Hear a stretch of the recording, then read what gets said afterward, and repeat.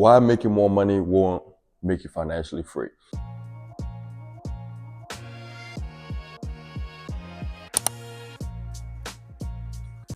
The whole idea of financial freedom, really, it depends on the person. It is subjective. Being financially free is you being able to live off the resources that you have built up and not have to worry about when is the next money coming in. For example, somebody could be making 50K a year and could be comfortable, living good after all the expenses and the bills, and he's still taken care of. He can still do the activities that they want to do. Somebody could be making 80K, 100, a million, 5 million. The person making 100K could probably be living paycheck to paycheck because after all the expenses and the bills are paid, there's nothing. So it's really a freedom of time, a freedom of peace, a freedom of abundance, a freedom where you can really start focusing on exactly what you want to do, like purpose and all that. So making more money does not equate to financial freedom. It is the resources that you have. It is, do I have enough? Do I have something that I can live off without having to depend on living paycheck to paycheck? So if you're building it, just as we all are, it's not something that is a destination.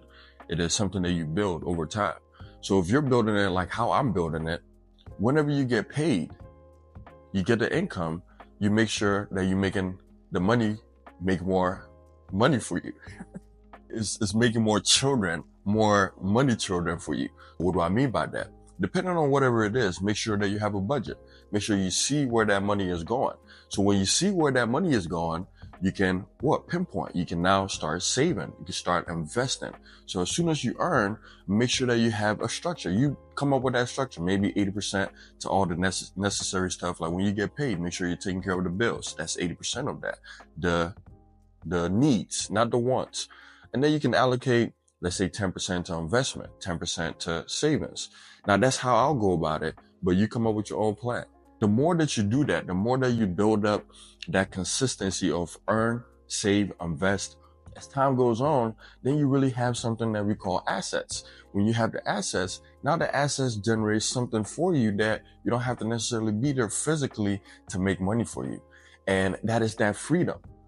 So it's not necessarily you making 100K or you making $1 million or 50 million. You can still do all that, but if you have liabilities that is taken away from all the money that you're getting, then you're really not free. You're stressed, you're overthinking, you're worried, you're in anxiety and fear. Not necessarily that it's not going to happen regardless, even if you're financially free. Knowing that it is not a set target. How much is coming in? What is the assets and what is the liabilities? And how free I am mentally, physically, spiritually. And that's really that financial freedom. So it's not a set number. You define that number for yourself. Somebody can say, hey, I need to make 250K a year in order to do this for my family, to take my family on vacations, to live peacefully, to buy this house. You could say that, hey, I can live off 80K or 50K. You come up with that number. And then when you have that number, really understand, depending on the economic factors, how does that work with what I got going on? And then you become free.